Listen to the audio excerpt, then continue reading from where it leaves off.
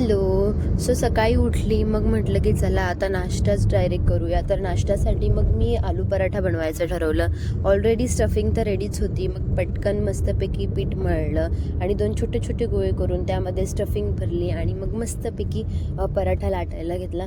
Actually मला एवढा perfectly paratha बनवता येत नाही, बट माझं काम होतं ना, मग बस झालं. म्हणून मग मस्तपैकी तव्यावरती पराठा बनवला, त्यावरती तूप टाकलं. तुम्ही बटर पण टाकू शकता आणि मग तसा मी पराठा बनवला आणि इट्स टाईम टू टेस्ट आणि खूपच छान झाला होता, मस्त.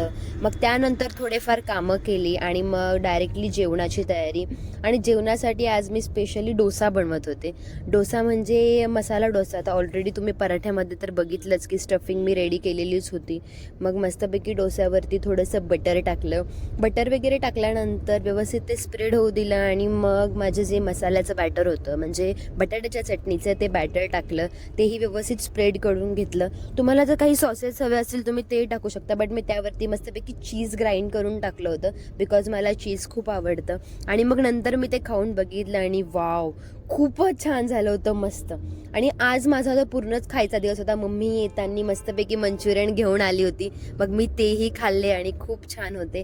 मी तर खाल्लेच, सोबत आरूही एन्जॉय करत होती. आरू आणि मी किती खाऊ गुल्ले हे तुम्हाला तर खूप चांगल्या प्रकारे माहिती आहे. मग रात्रीच्या जेवणामध्ये मटकीची भाजी, भाकर आणि पप्पाने जिलेबी फाफडा आणला होता, तोही होता. म्हणजे कालचा दिवस माझा पूर्ण खाण्यामध्ये गेला. It was a best day.